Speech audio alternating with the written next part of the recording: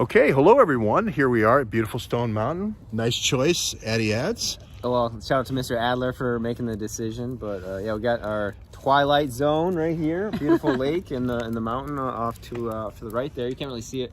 It's behind the trees there, but we are in the yurt portion of the campground, and we just had a great author signing. George Webb gave some books and signed them to various people that showed up. So big shout out to everybody who Great turnout. came out today. Yeah. Great turnout. Thanks for all your Interesting people too. Yeah. And Janet, you've been at or met up with us 3 times now. I thought it was a nice mix of people, new and old. Yep. Yeah. Now you had a very interesting thing, and you have a story too, Addie, about someone testifying today at the Georgia elections. But this is of a Georgia voter, and I wanted to just show how they got a lot of ballots here, each person. So we have the evidence, and we're going to show it to you. Yeah, I was just gonna say my daughter, so far, she's a 25-year-old female, so I'm guessing they're targeting that because they haven't sent me any. And she's gotten 3 ballot requests already for the Senate runoff in Georgia. And it's not until January 5th, so I wonder how many more she's gonna get. Yeah, let's raise them up Just here. make sure we show sorry. the name. Yeah, yeah. Okay, well, Yeah. The back. You can We pull them got the out. back, so, Yeah. and, And Addie will Yeah, but- confirm. But one thing I wanted to show. There's one. Are any of She didn't these? open all of them. And 'cause the other 2 are closed still. yeah, I was but, thinking it yeah. might be better to show them pristine. Sure, yeah. you know, they got the so- pre-sorted stamp on them and everything. Yeah, so. it's like, and what I think is interesting is that these are ballot requests. And then they were followed up by the DNC calling her, making sure that she, returned them. And so they're giving her at least 3 at this point. And so what if she was like a zealous millennial Democrat? She could turn all these in, get their ballots back, and then now it's out of the hands of the people that sent them. Now she would be liable for the multiple ballots that she returns. No, these aren't emergency ballots. You've heard the story of the emergency No. ballots being sent out.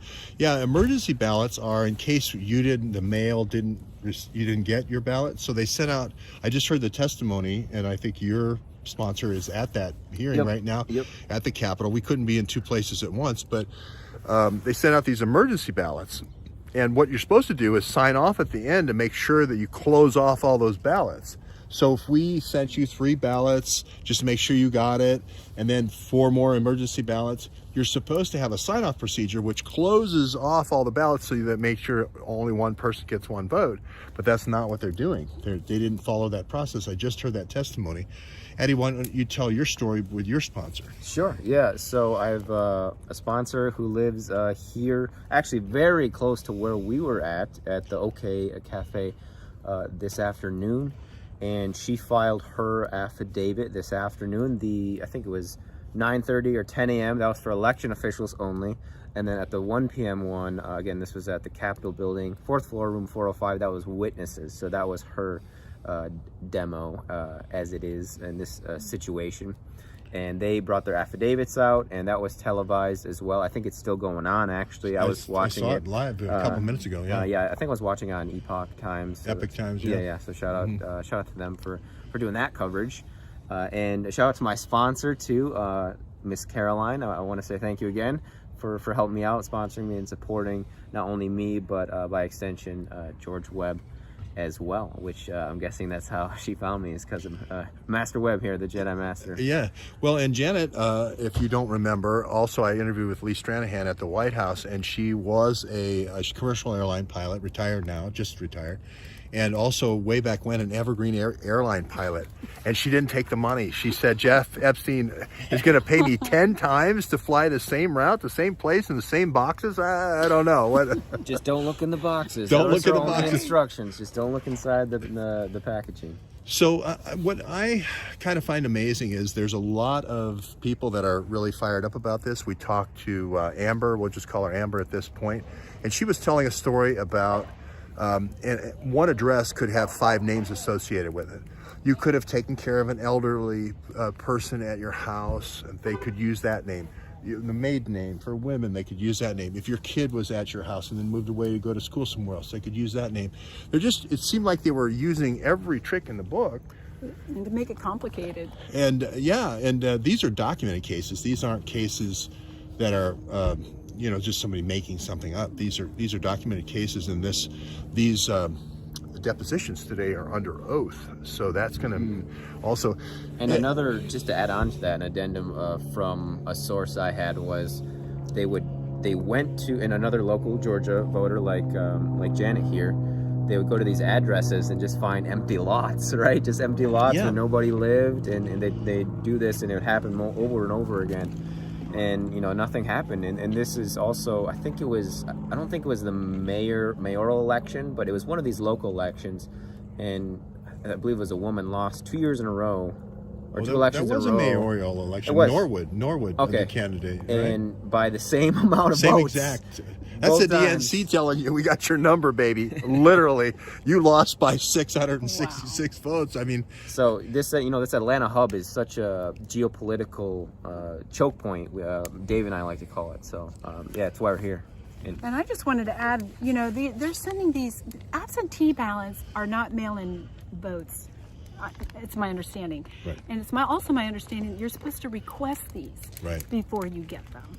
And my daughter did not request any absentee ballot. Yeah, it's quite amazing an organization. And the thing is, everybody says, "Oh, come on, get over it. We stole it," but we're going right in. These are not for the election that just happened. These are for the runoff election happening on January 5th for the two state senate races. Mm-hmm. So senator for the state of Georgia races for the U.S. Senate. So it's time to really look at this process. I just want a fair process. I just don't want this to happen to Joe Biden or Trump or anybody. Yeah, and I didn't vote this year. George didn't vote. We were turned away at the polls because we couldn't vote in Michigan. We were told we had to be there 30 days. Yeah. So we played by the rules. We tried, and we played by the rules. But then we found out all these people poured into the Cobo Hall that night. We were doing the election coverage. Yeah, and in a way, it kind of strengthens our, obviously we would like to vote and make use of that right, but it kind of strengthens our position as influencers or whatever you want to call us, because, I'm actually a registered member of the Democratic Party. So am I. Or not. Okay, so is George. Yeah. And they were texting me all this year and all that, but it's about transparency and fairness for our republic. It's not about, wearing red or wearing blue, right? So I agree. We want this free and fair. Well, thank you very much to Aaron Adler for coming down, bringing all of the books. Wes, thank you for come on in and just say for bringing Addie warm clothes. I did my cultural appropriation here with all these Indian folks here. Yeah. Well, I just wanted everybody to know that Addie's more Indian than he is white. So we are this is a Native American barbecue. There's Aaron Adler. He's more Jewish than This is anything. Jewish man right here. The McDuff book was a hit today. We're gonna have to get some more McDuff books, George. Who knew everybody loved the McDuff book? I think it's Shout out to John.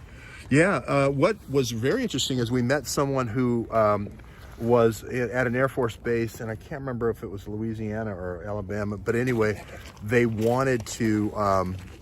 He left because he saw foul play.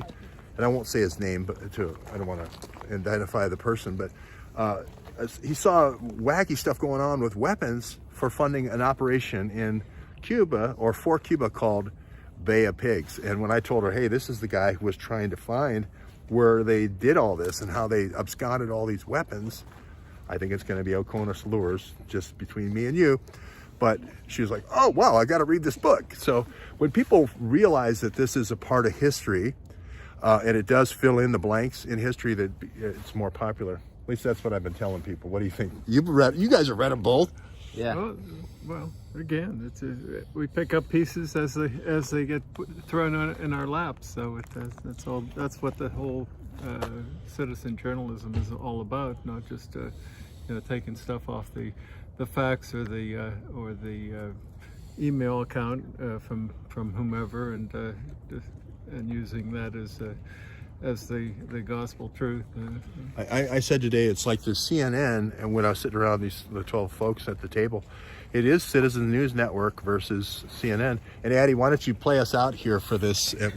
Aaron looking all machismo there for the sunset. You know, you're doing. Up there? Yeah, we got you. Well, you want to give a primordial call out, or Yeah, we just don't get us arrested. don't get us arrested. All right, from Stone Mountain, Georgia. Thank you everybody for getting Addie to all these different places. Hey, I just wanted to say you've been a real trooper. Yeah, thanks, traveling George. all over the place, and I wanted to also say one thing. The idea here is that we have places where any author or YouTube personality can go, and they can stay with the folks that you see. The folks that you see are, some people will volunteer and put you up. Some people, will say, hey, stay at the hotel, but we can get you a meal or whatever, or just show you around town. We're trying to establish an author network or creator network so that any author or creator that's deplatformed has a place to go. And Addie's been going to all these different people, and he's kind of our,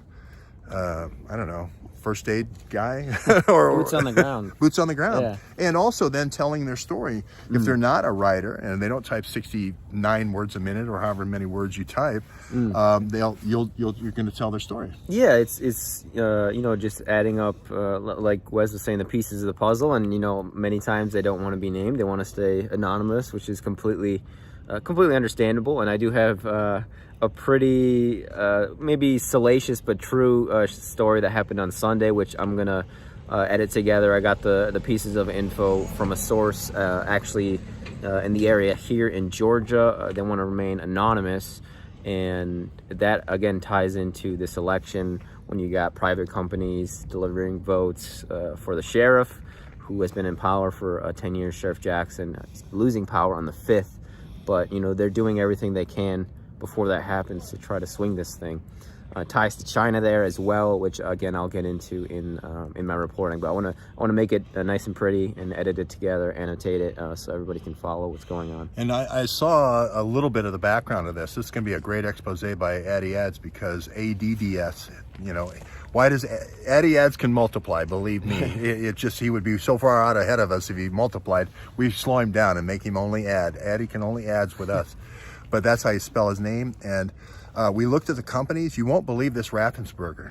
I know that's where your direction, I won't steal your thunder, but this Raffensperger, this Secretary of State, you think he's a Republican, but he's a rhino all the way. He's a Bain Capital guy. He is Mitt Romney all the way. He's Mitt Romney incarnate, I would say. And when I saw the list of companies and these people with, the one thing I've seen today, evidence up front that there is a China influence, money, big time money, that I had no idea. I didn't know. I mean, I knew Dominion had the 400 million in UBS, which was controlled by China, and then they put the 400 million in before the election. But I didn't know Raffensperger had all these companies and all these China connections. And that's kind of where you're going. Yeah, that's really the end goal. And we were talking about today at lunch at the author signing. They put in these secretaries of state that they know is on their team one way or another, whether it is money or coercion or ideology, however they can influence people, they will do that. Yeah, and in Raffensperger's case, I think it's going to be money, but we'll leave you from there, and we're all good. That's the last, and thanks to you, Addie Ads, for all your hard work and travel. Thanks, George. Yeah, Definitely.